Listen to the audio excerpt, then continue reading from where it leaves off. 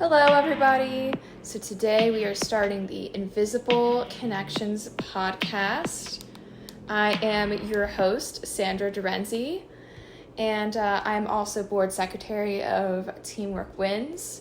So today's episode is going to be called Asking About Autism. I myself am on the autism spectrum, so I actually pulled questions from Quora, and I'm here to answer them based off of research as well as my own diagnosis. So I'm really excited to jump into this. But before I start answering questions, I want to also tell you all about my experience on the autism spectrum for those of you who have not heard my story. So when I was little, I got diagnosed with pervasive developmental disorder, and I actually got this diagnosis through some tests, and they actually did an MRI on my brain, which this is a crazy fact I like to tell everybody, and they actually found that I was missing a small piece of my cerebellum. Crazy fact. So when I was little, I needed physical therapy, I needed occupational therapy, I needed speech therapy. And by the way, you guys, my speech therapist, her name is Miss Borgman. She literally was one of the best teachers I ever had. So I'm putting this out there. One of the best. I have a lot of favorites, and she's one of them. So if you are watching this, shout out to you.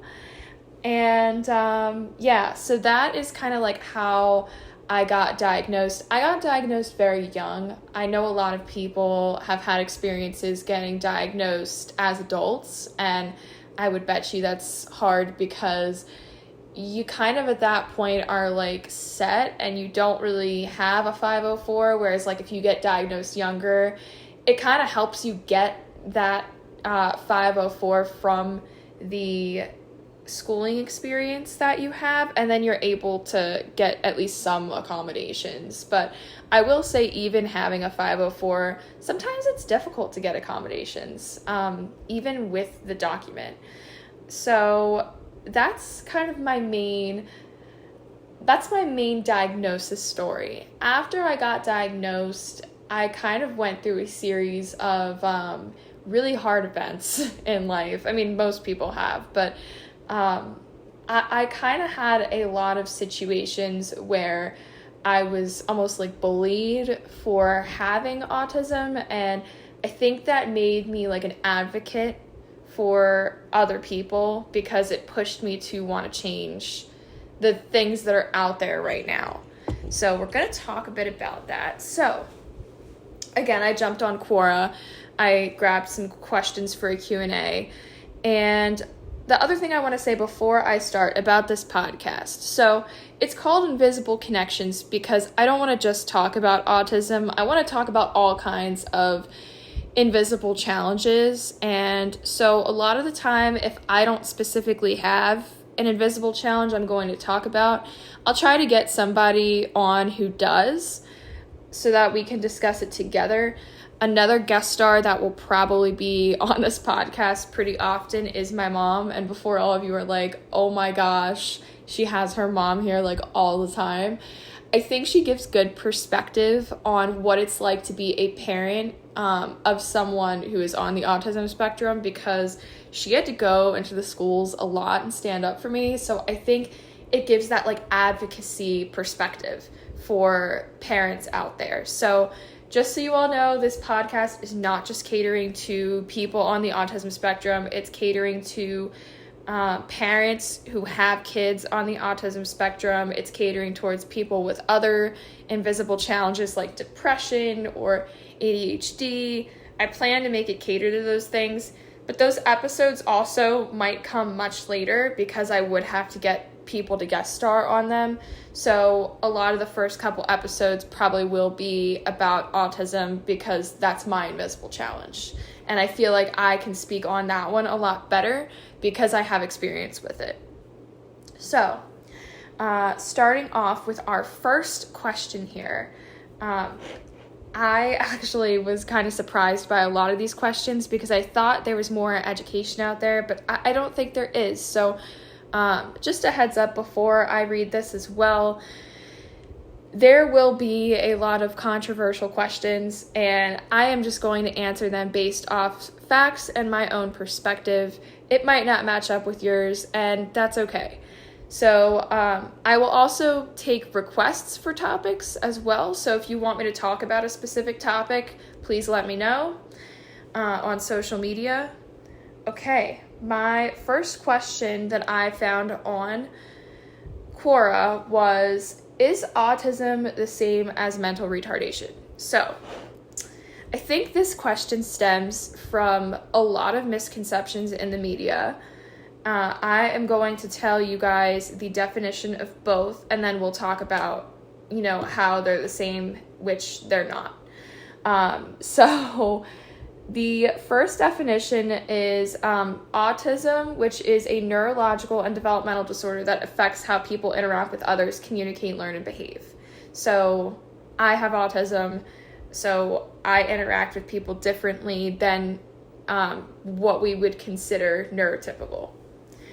The definition for mental retardation is below average intelligence and a set of life skills before the age of 18. Condition is divided into 4 levels. So we have mild, which is when you have an IQ of between 50 and 55, moderate, which is 35 to 40 IQ, severe, which is 20 to 25 IQ, and profound, which is below 20.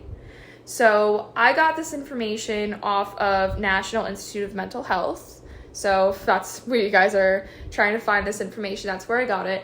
And again, they are just strictly definitions. But if we base the answer to this question also off of these definitions, I think you could argue that they are not the same. A lot of people have argued they are not the same. You can have autism and have mental retardation, like both, but they're separate entities. You can also just have autism and not have mental retardation.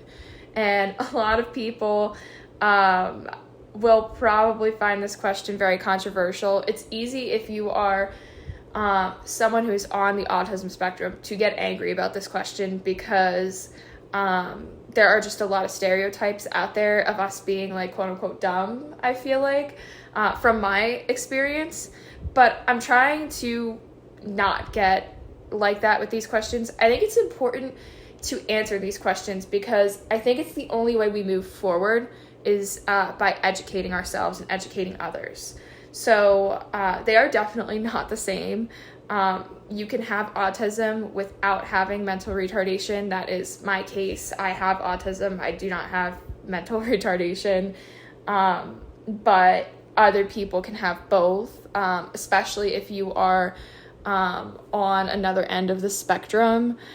A lot of people don't like that terminology either, but I don't really know what terminology to use to answer this question. So that is the terminology I'm going to use.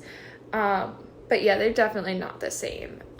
So yeah, and I think this is a misconception we need to get out of the media because I think it ends up leading to a lot of misrepresentation. So definitely something that is really important to answer. Okay. The next question that I found was, can autism be cured? This is a very, very controversial question, and a lot of people that are neurotypical have asked it. I don't know if I've ever heard an autistic ask it, but maybe it did happen. I really don't know. For this question, it seems more like an opinion rather than a fact, because right now there is no current cure. But I'm going to angle my answer based on opinion, and I wanted to let you guys know that before I answered the question. So my personal opinion is you can't have a cure for everybody on the autism spectrum, and I also think it's kind of unethical because it's not like other conditions. This almost plays into the fact that it's a disease rather than like a mental health or developmental disorder. And I think that is a problem. I think that that's the main problem about it, and a lot of people in the autism community have disagreed with having a cure, and I am kind of with that form of opinion, because my thing is, and my mom has actually asked me questions to try to understand this a little bit more, the question mainly being, well, why? It would make your life easier. But it would also take away a lot of my personality. It would also take away a lot of the struggle that I've gone through that has gotten me to this point. So maybe it would make things easier for me because I would be neurotypical like everybody else, but I don't know if I like that. I don't know if I like having to conform to what society considers normal. And so I think that question has always hit a nerve with me a little bit, but I wanted to answer it here because I think everybody has a different perspective on that question, and I think it's really important that we tackle all kinds of different perspectives in this podcast, but that is personally my perspective on it. So moving on to the next question. That was a very short answer, and I'm taking a sip of my coffee here before I talk about the question. Hazelnut coffee, it's delicious. Anyway, so the next question is, has pervasive developmental disorder not otherwise specified been a replacement for Asperger's as it should have been? Why or why not? So, before we continue, I want to say, with terminology, I am just copying what I see on Quora. I know a lot of people do not like the term Asperger's. That is what this person typed in. And because that's what they typed in, I'm going to be using that terminology throughout the answer of my question. So they also asked why or why not, so we're going to talk about that too. So first, I'm going to give the two definitions. I got them from different sites. So for the pervasive developmental disorder not otherwise specified, I got the definition from childdevelopment.com. And it just says, pervasive developmental disorder not otherwise specified refers to a group of disorders characterized by impairment in development of social interaction, verbal and nonverbal communication, imaginative activity, limited interest, and repetitive activities. Asperger's syndrome is a form of autism that includes having a hard time relating to others socially, repetitive behavioral patterns, and narrowing of interests. People refer to it now as ASD without intellectual or language impairments, and that is from nationwidechildren.org. So, we're going to talk about both definitions here. They both are very similar because they are both forms of autism, but they are both different forms of autism. So to answer the question, PDD-NOS is not a replacement of Asperger's. And also that's the abbreviation for pervasive developmental disorder not otherwise specified, because I don't want to have to say that whole thing every time. So it is not a replacement for Asperger's. They are two different areas of the spectrum. However, in ways they are also very similar, as they both include struggles with communication and limited amount of interests, but they are different, and I can attest to that. I have personally met people who are on the Asperger's syndrome part of the spectrum, and they definitely have different struggles. They also did have PDD-NOS before people were talking about replacing Asperger's, so it's definitely not a replacement. I think it just became a little more well-known. Now, I, at this point, am hitting just my own perspective, but I've tended to notice that people who have Asperger's tend to be able to not have as many subject struggles in school. For me, I struggled with content in school a lot more. Now, maybe this is just my own case. Maybe there's other people out there who have had different experiences, but I have noticed that a lot of people who have Asperger's syndrome mainly struggle with the communication and social aspect of it, versus PDD-NOS being like a lot more that comes with it, with just impairments of memory and other things like that, which is not on here, but I can speak personally. I have a very bad memory, and I've had a lot of other issues, but I feel like the school system is so bent on trying to get us to memorize and regurgitate, and growing up, that was something that I couldn't do well. And so talking about my experience with PDD-NOS, a lot of the time growing up, I was put in special ed classes to help with that. And then I sort of got better and I was able to break out of those eventually. It's definitely possible to break out of those and get back into regular ed classes. But the way it was done for me for some of my classes made it difficult, because I remember from my math class one year, I broke out of special ed and got into regular ed, but they put me in regular ed like in the middle of the year. So by the time I got to regular ed math, I was like, what am I doing?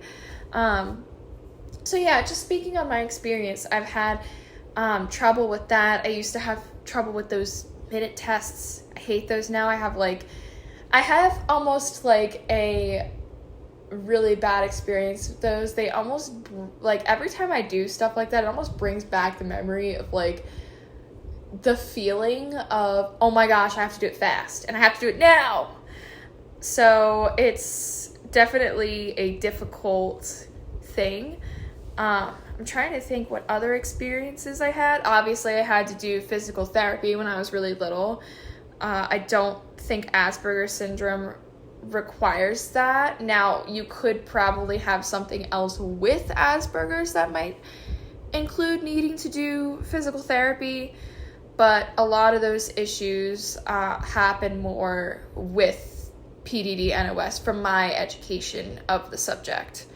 So there are a lot of differences, and it's definitely worth answering the question about. Okay. This next one I don't have personal experience with, so I'm mainly basing my answer off of fact, but I also am basing some of it off of my own perspective of the problem, because there's just limited research on the topic. So the next question is, why do so many people on the autism spectrum have eating disorders, and what can be done to help? So I personally did not struggle with this. I like to try all kinds of crazy exotic foods, which is funny because actually my parents tell me when I was little, I used to not want to try as much, and now literally I just have like 3 limitations to what I wouldn't try, but I would literally try like so many things. So again, there's limited research on this topic, but based off of my research from rcppsych.ac.uk, a lot of the causes seem to be sensitivity to food, textures, and flavors. Textures is a huge thing. There are certain foods I do not like because of the texture, and there are certain things I do not like because of the flavor. A lot of people get really mad when I say this, but I actually don't like bacon. Everyone I know there's a couple people I know that don't like it, but pretty much a majority of the people that I know like bacon. And they're like, how could you not like bacon? But I think I figured it out. It actually took me a really long time to figure it out. I figured out it was the texture of it, or at least that's what I think. Because I found out that I really like pork belly, and everybody's been telling me it's the same. But to me, it's not, because pork belly has a thicker texture than bacon, and it's less crispy. And my dad has tried to make bacon underdone, and I kind of like it, but I also just don't like the flavor either. So, it didn't really win me over. And I guess even if you underdo it, it's still thinner cut meat. So I'm not going to like it as much. So other people might experience greater sensitivities to textures and flavors. The other thing I think might be a cause is that the bullying rate for people on the spectrum is a lot higher, and you can get eating disorders from being harassed, depending on what you're being harassed for. And I would not be surprised if some of these statistics are from being harassed from just weight on a person, which can cause those kind of issues. So the way I know that the bullying rate is higher, or just in general, just the depression rate, is that RC Psych says that up to 7 times autistics are up to 7 times more likely to die by suicide. It's a very sad fact, but it is unfortunately something that can happen. I got bullied a lot growing up, so I would not be surprised if other people had a similar experience. And it was because of the way that I interacted with others that I got bullied. But again, the bully doesn't care. They'll pick anything and they'll pick on you for it. So I would not be surprised if there were other autistics that got bullied about their weight and that caused them to maybe have an eating disorder. But I also think the main cause is probably also just sensitivity in general to food.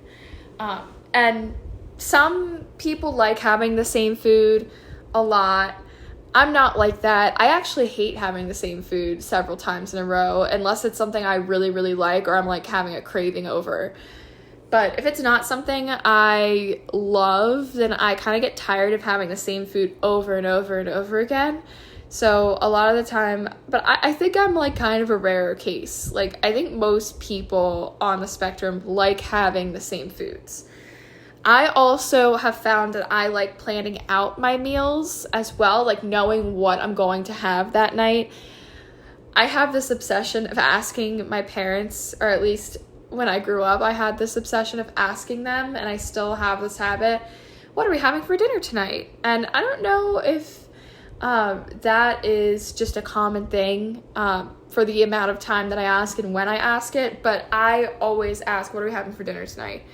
And so I think it almost like prepares you for what you're going to eat, per se, and that might be a good thing. So, like I said, there is limited research on this topic. However, I came up with some own solutions from my own perspective given this topic. So, my first tip is to not push too hard. I know that seems like not the thing to say, but I think when we get pushed too hard, it brings us towards meltdown, shutdown, I need to go, I don't want to do this. And so I think just being, not being forceful about, trying new foods. If the person who you're trying to get to try new foods is not ready, then pushing them is just going to lead to a shutdown. So don't push too hard, but also, a healthy amount of, hey, we're going to get out of this safe zone. It's like the balancing act. They talked about this a lot when I was getting my degree in education, which, by the way, I didn't say that at the beginning of the podcast. The reason I'm talking about some of these issues I don't have perspective on from my perspective is because I have a little bit of knowledge, because I went to school for education and we had to take a lot of courses on these problems in general with, I know for the special ed course I took, we did talk about eating disorders for a short period of time. We talked about ADHD, we talked about autism, we talked about all kinds of learning differences. So I feel apt to talk about some of these from just also my education experience as well. I also have had a year of teaching that I got in. I taught middle school science. So going back to the solution, pushing too hard never gets you anywhere, especially with middle school. And I can tell you that based off of fact from my experience. You want to have a healthy amount of push. You want to push uncomfortable without pushing too much into uncomfortable. And it's a very hard balancing act. Like to this day, am still working on it. And it's different for each person too. That's what I've learned.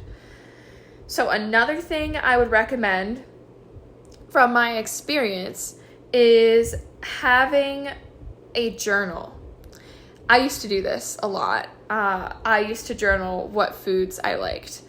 And it's just a good way of, like, if you're a parent, right, and you're doing this with your child, it's also a good way of connecting with your child. You get to know what they like, what they don't like. You get to step into their world a little bit. And that's something that I think is very important for kids on the spectrum. I can't tell you on this podcast how many times, I mean, I don't have this problem, but just in general with autism and with the problems that I've had that have come with it, I can't tell you how many times I felt the feeling of I'm surrounded by people, but no one understands me. It's a very difficult feeling, and I think that by connecting with your child in this way, or if it's not your child, maybe you're a different family relative, connecting with this person in this way, it will help. It definitely will. Another thing too, I would say, so going back to the trauma from harassment, maybe even providing therapy services. I know I went to counseling a lot, and I did family therapy for a while, and now I'm in just one-on-one therapy. And I can't even tell you how helpful it's been. I don't have an eating disorder myself, but even just talking about issues, like we can even use, like in therapy, I think one of the things I talked about this year is that I feel like at times that my ideas are so different and my mannerisms are so different from the people around me that I get frustrated at times because I'm like, nobody thinks like me. And my therapist and I came up with analogies, and she compared it to shapes. She said I'm like an octagon in a world full of like circles and squares. Now, I feel bad saying that because like it's calling neurotypicals like circles and squares, but I think that both are useful. So let me elaborate on this analogy. Like, you need circles because, you know, they're tires on a car. I know they're three-dimensional. It's not a good analogy, but just stick with me. Circles are necessary for tires. What else do we use circles for? I mean, traffic circles. We have squares for boxes. You know, we have squares for tons of different things. So circles and squares are needed. But think about this. Octagons are also needed. Because if we didn't have octagons, we wouldn't have stop signs. And a world without stop signs, can you freaking imagine? There would be so many car crashes. So I think that analogy really helped me, which is something that children can get out of therapy. So I think, well, and even adults, even autistic adults. So I would say therapy for everybody. Therapy helps you work through those feelings and problems. And it would help if this person had an eating disorder to get therapy. So last, I would say praising the person, even if they don't try the new thing, but for being open to it and for whether they like it or not. Like if they actually decide to try the new thing and they don't like it, still praise them, because it took being uncomfortable. It took being not in the safe zone to try that new thing. So definitely praise them for doing those things. Okay, we are about at the halfway point of this podcast, and I do have an ad for you guys a little bit. So I don't know if I said in the beginning, but I am board secretary of Teamwork Wins. Teamwork Wins is an amazing summer camp program that I went to growing up.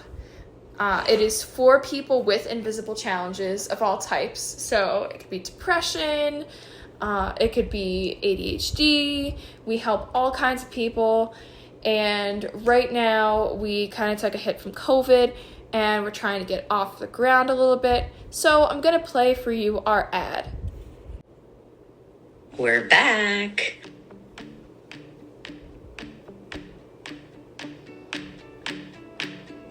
My name's Adele Saccarelli Cavallero. I'm the founder and executive director of this wonderful organization, a foundation for awareness and change.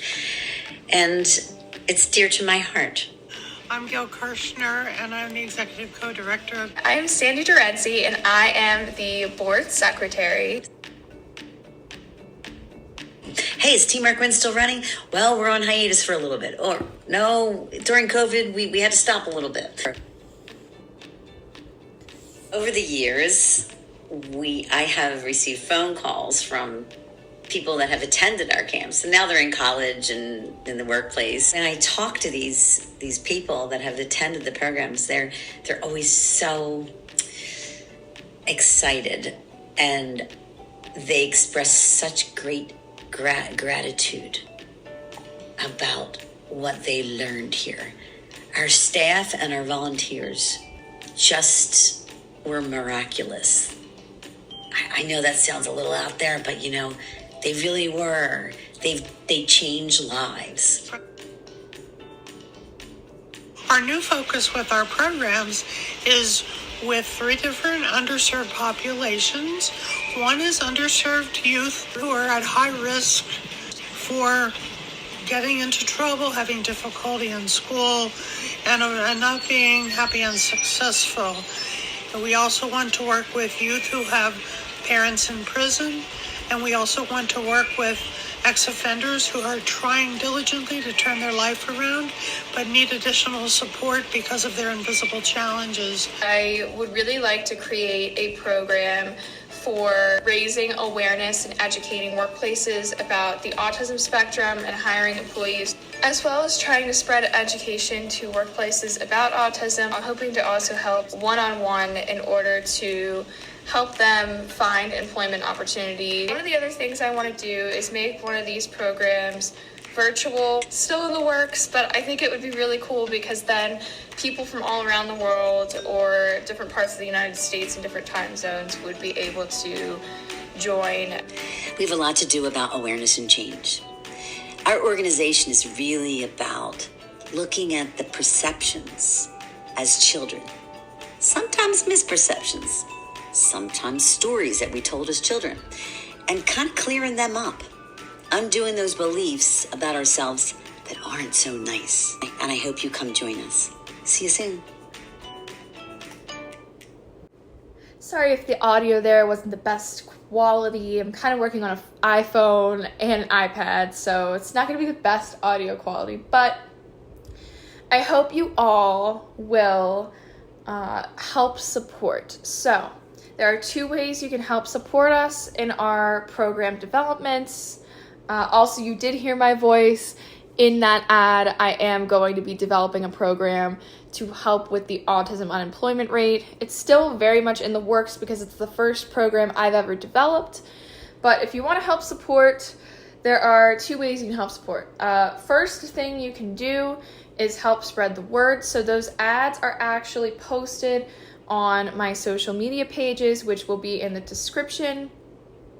You can share them, and sharing them allows other people to see them and possibly do the number 2 that I'm about to say.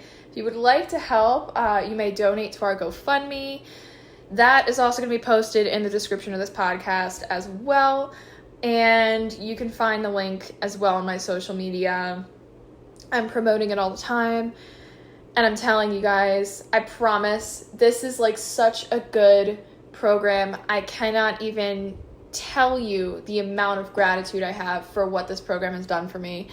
I can socialize better. It gave me like resume building skills. Like, it did so much for me. So please, please, please, if you can't donate, just share the video and help us out. And thank you to everyone who has donated or has helped us out. I cannot talk today. What is going on? But yeah, thank you to anyone who's donated or helped us out. Now back to this podcast. We have a couple more questions to get through. So the next question is, why are autistic people hated more? So, this is like a multifaceted question. I wanted to also say they used the term autistic people, and some people use the term people with autism. So for the purposes of this podcast, I am just reading exactly what they put on Quora. That is exactly the terminology they used. However, I would say with terminology, there are different perspectives on what should be used. A lot of people think that people with autism sounds like you got a person and you got a little autism. Versus autistic people, like it's a part of you, so that makes it a part of you. I will be using them interchangeably depending on how the question is asked.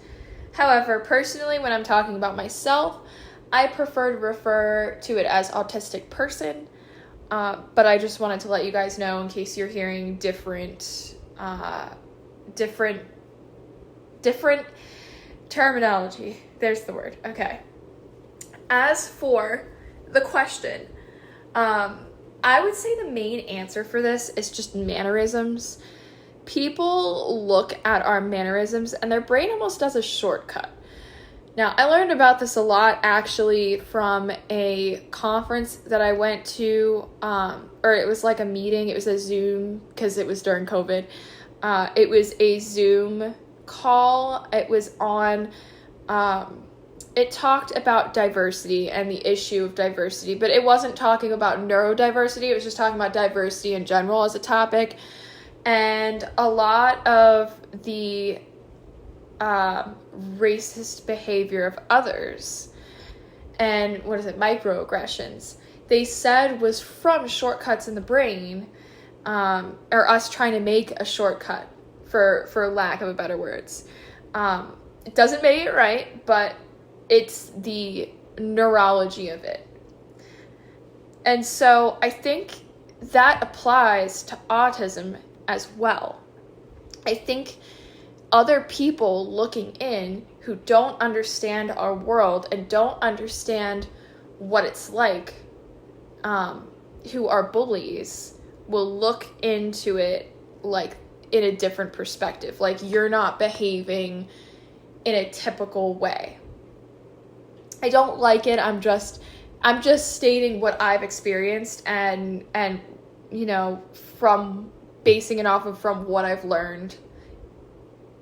It's really a personal question because I don't think there's a factual answer. I think that there are lots of reasons that people have hated them more, per se. None of them legitimate, but there are different ones, I think, in each experience that people have. Because I know I've had tons of experiences, and I think for every experience that I've had of people hating on me, the reason was different. But I think it mainly came down to mannerisms. It came down to, you can't verbally communicate in the way that I want you to. At least that's kind of something that I experienced with workplaces. You can't communicate the way I want you to. You can't memorize the way I want you to. It doesn't mean I can't do it. It's that they draw assumptions that I can't because maybe I take longer to learn it. I actually had a work experience. Well, I've had several, but I had a work experience as well at a part-time job, and I'm not going to specify where because I don't want to get in trouble. But I did have a work experience where a higher up got mad at me for not learning it fast enough. And it was a very intimidating feeling. And the words that were said to me were, don't use your autism as a crutch. And it was a terrible feeling after. It was like, well, I'm doing the best. What if I'm actually doing the best I can to learn and I am just struggling a little bit? And I actually did end up learning the task that I was struggling with. I just needed to do it a couple more times than a neurotypical to remember how to do it. And I eventually learned how to, and I didn't have to ask for help. But it took me a little longer. And so I think there's some impatience. I think there's some lack of accommodation. I think that's why we even see the unemployment rate for autism so high. That was something that really pushed me to want to start this program because I saw how high it was and I experienced it. I currently do not have a paying job. I have put my application out there several times. If you're hiring, please consider me. But no, I've put my application out there several times, and I just keep getting ghosted. Even for part-times, I haven't heard anything back. So it's really difficult. It makes you question, why. And I think for the jobs that I have had, there's been a lack of accommodation. And so I can see why, personally, from my experiences, why this unemployment rate is so high. And I'll get more into that issue like another time. But yeah, that is something I definitely want to tackle. For those of you who do not know, the autism unemployment rate is about 85%. Now, a lot of people will argue that it is lower than that because there's people we don't know maybe that aren't diagnosed. But I'm just talking about fact right now. The autism unemployment rate is very high, and from what I've heard from other people on the spectrum, it's, again, a lack of accommodation, a lack of understanding, a lack of trying to understand from these jobs. Now, is that happening? I'm unsure of the full story for a lot of these jobs, and it's possible that that's not for every occasion, but from my experience, it has happened to me before, so I wouldn't be surprised if it was happening in other places.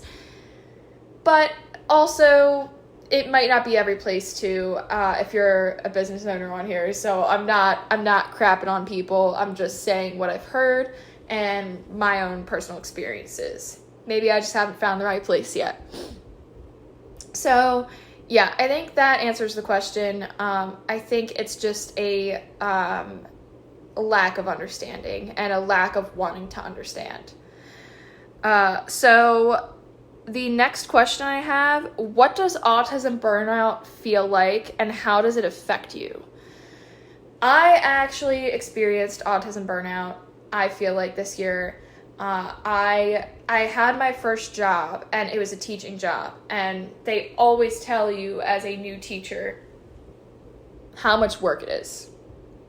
You're not going to get a break. Your first year is going to be incredibly tough. We heard it all in college. I would agree with that. But I would say that it's 10 times more challenging if you're on the spectrum. I literally, this year, I was so passionate about being the best teacher I could possibly be that I didn't have any free time. I put my everything into being the best teacher I could be. I literally didn't have any hobbies. I would come home and I would work, and I would go to bed and I'd wake up and I'd work, even on the weekends. And I even did a professional development in the wintertime where I spent pretty much all my time trying to get better. But it wasn't enough for the job that I had. They acknowledged that I worked really hard, but it wasn't like a good fit. So they ended up terminating me. To this day, I don't know if I agree with the decision, but it's their decision to make. I'm not going to get into that too much. However, I will say that I talk about this situation, and I'm not going to specify the job either, But I talk about this situation to tackle the issue of autism burnout. So now I told you what burned me out. And I think it was just my first year in general was very hard. I experienced other things this year too. Like I got diagnosed with Sjogren's. For those of you who don't know, that's like an autoimmune condition that affects the eyes, but it can affect other parts of your body as well. And that was very hard. I think, and then I had to deal with some family situations, personal stuff, personal experiences that were very difficult at the same time. Burnout feels very much like depression, I would say. In fact, I think they're very similar. In my experience, it was very similar to depression. Like I lost my motivation, which I am like you can literally ask any of my friends. I am like one of the most determined people ever. Like I literally will, when I had the dream to change the education system, I literally ran full force into it. When I was told that I couldn't complete a college program because of my autism, yes, someone did say that, and they were very wrong. I used that anger to my advantage, and I was determined, and I did it, and I literally was angry the whole freaking time about the fact that someone could even have the audacity to say that I wouldn't be able to do a college program. It's like, are you serious? I'm going to show you. And I did show them. But I think when you experience burnout, you lose the fire, you lose the motivation, you lose a lot. And I think I did. I lost the joy and the motivation that I had to make a change. And I'm trying to nurse that back to health, even to this day. I actually am doing that because for those people who know me really well, I actually moved out west for a while. So I am actually in the West Coast right now. I decided I needed a change and I moved away. I'm still trying to, again, nurse myself back to health with my mental health. I'm still going to therapy. So burnout is very difficult, and depending on how bad it is, it can take a long time for you to get out of it. So I would say to those who are experiencing burnout, take care of yourself. I know it's hard. For me, I was so passionate that I would never put down my pen at all. But sometimes you need to force yourself to put down the pen, and you need to find a hobby that you enjoy and stick with it. For me, I've been trying to find myself because I lost myself for a while. And one of the new hobbies I've developed is playing the ukulele, and I freaking love it. It's so much fun. So, yes, you definitely need to find yourself again, and you definitely can. It takes time. So be patient with yourself, find yourself. Those are my 2 tips. Okay, we got to get through the rest of these questions here. Is mindfulness and meditation difficult for autistics? So again, this is a question I'm going to answer with my personal experiences because I think everybody's different. What might be difficult for me is not going to be difficult for someone else because the spectrum is so wide. So I'm going to talk about my personal experiences. I think the first couple times I did meditation, it was very difficult for me. I am an overthinker, so shutting my mind off is very difficult. I'm always thinking, what if this, what if that, what if that? I'm an overthinker. However, I think that it's possible. It just takes a lot of practice and work. It takes a lot of time. And I think for those of you who are maybe having that same struggle of overthinking, I would say what really helped me was finding guided meditations where people guide you through it and where it's an activity where you're actually thinking without thinking. Like, for an example, there was a meditation I did with, I used to have Apple Fitness Plus. My subscription just got canceled. I got to see if my insurance covers it to, reinstate it. But one of the things that they had was they have different subsections of meditations you can do. and one of them was creativity, and they almost used an imaginative exercise of what if you were an animal, and what animal would you be and why. And for me, I would say I'm very cat-like. I'm an introvert, so I use that as my imaginative activity. So it's different depending on who you are, but you can do that. You can choose a different animal, but it like gets you to think without thinking, which is nice, because you're not thinking about your problems, but you're thinking about a different exercise, and it was meditative, and you learned about yourself. So I think that answers that question. Next question, what would the effect of an autism cure be on the current people with autism? So this kind of goes back to the other question that I answered about can autism be cured? So again, this will kind of be like a quick recap. So again, general consensus, a lot of people that I've seen on the autism spectrum do not agree with a cure. I think the problem is you would almost lose your personality. Part of my story is that I do feel like I have had to climb mountains, and not literally, but like in the world, I feel like I have almost had to, any progress that I've made has felt like climbing a mountain.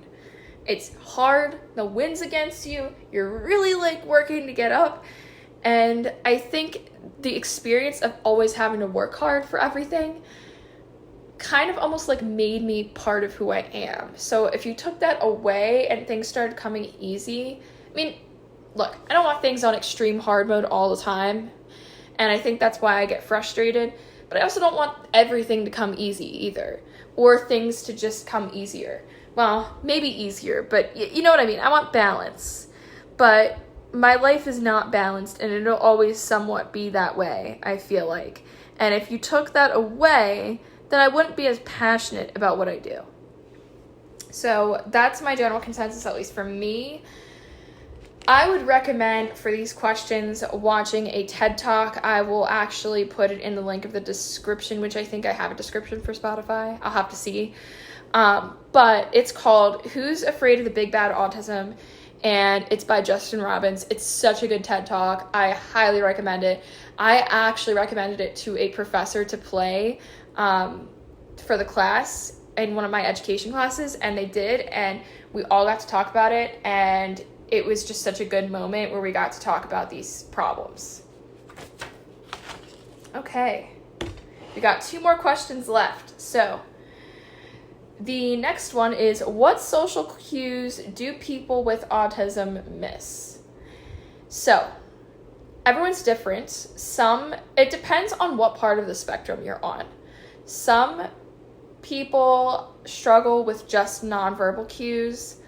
Other people on the spectrum struggle with verbal cues, and some people struggle with both. This can also change when you grow up as well. I think I used to struggle with both, but now for me it's mainly nonverbal. So this actually comes out a lot in my living experiences, but there are some verbal that I struggle with, so I'll explain.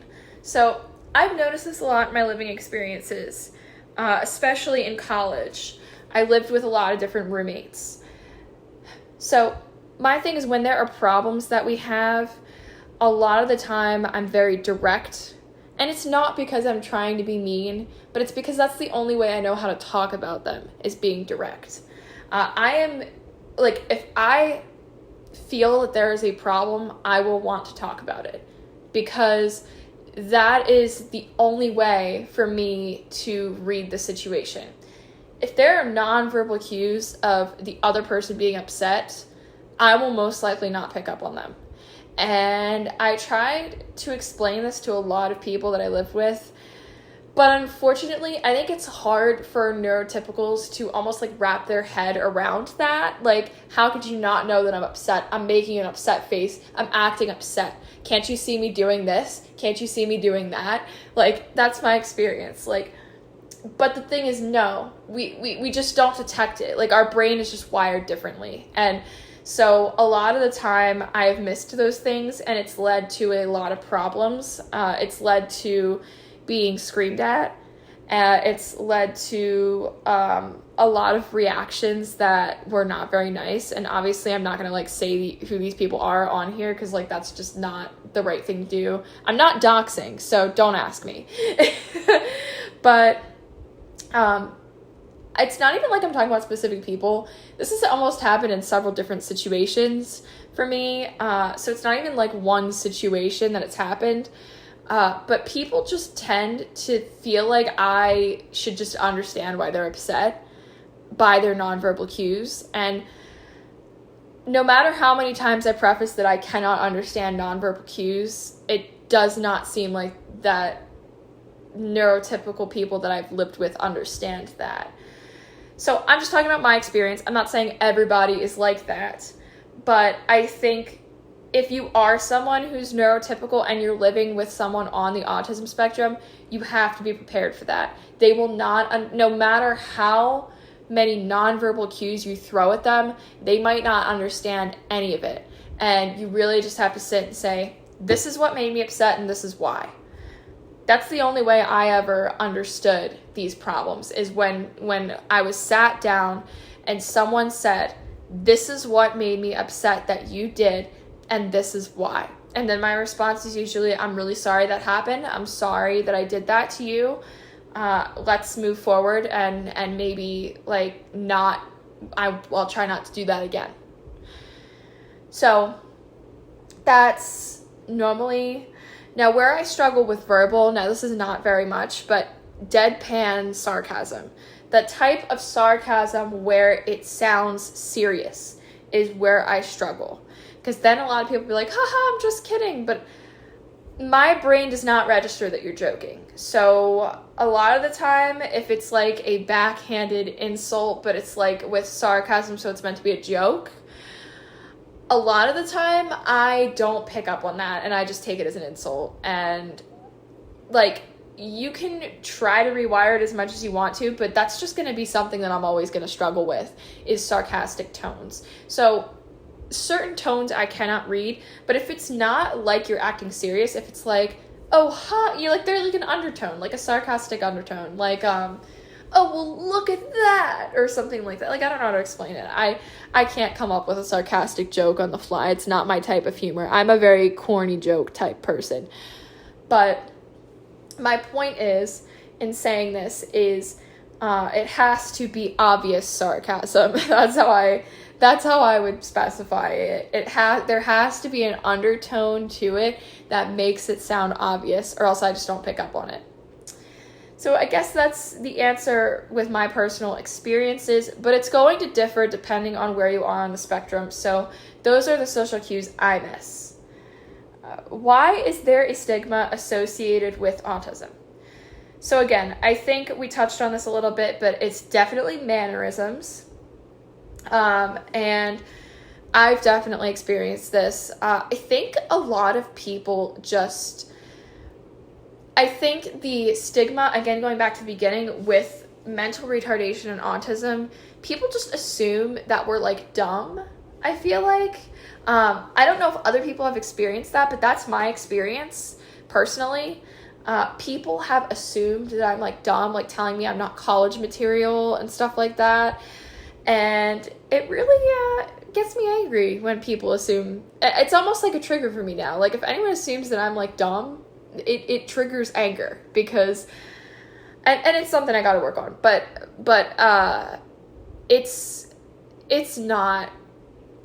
there's a lot of stereotypes right now that are just out there about autism that are not true. And there are, it's either Justin Robbins in the TED Talk that I recommended covers it really well.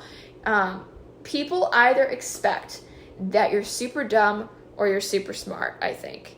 From my experience. I'm trying to like say from my perspective as many times as possible, because I know these are generic statements that might not apply to everybody, but I'm just talking from my experience.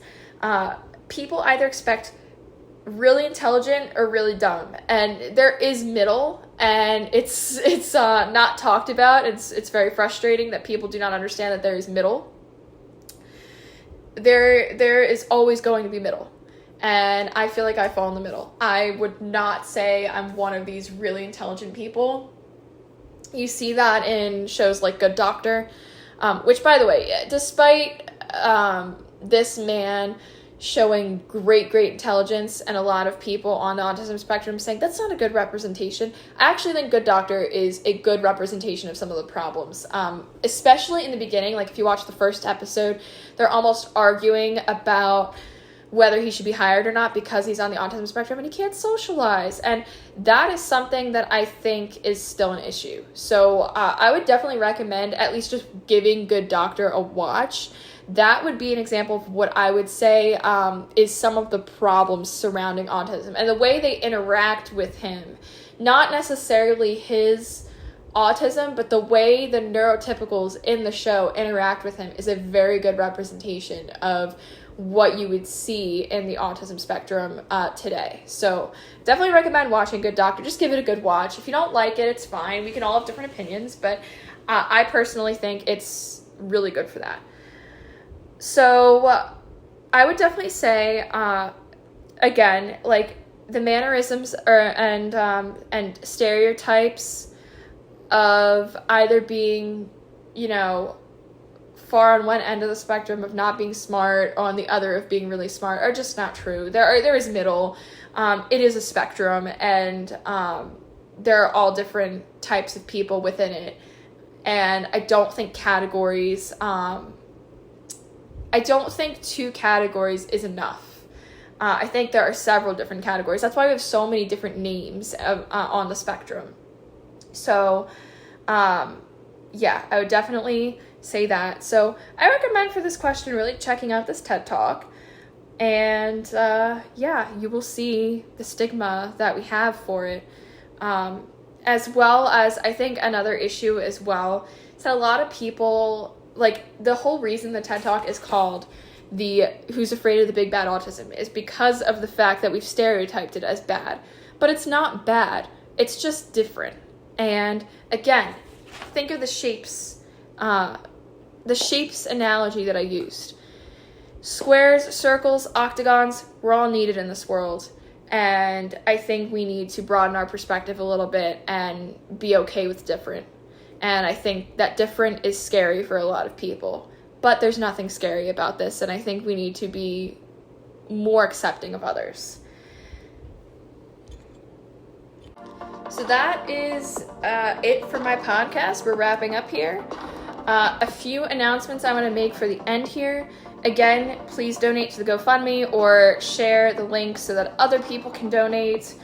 And I will be having this podcast show every Tuesday and Thursday, so please tune in.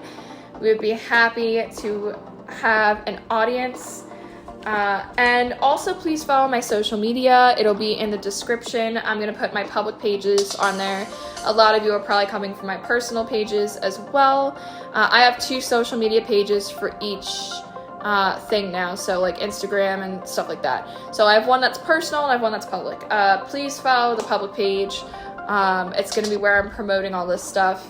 And I hope you enjoy my podcast. And yeah, I'm Sandra Dorenzi, and this has been Invisible Connections.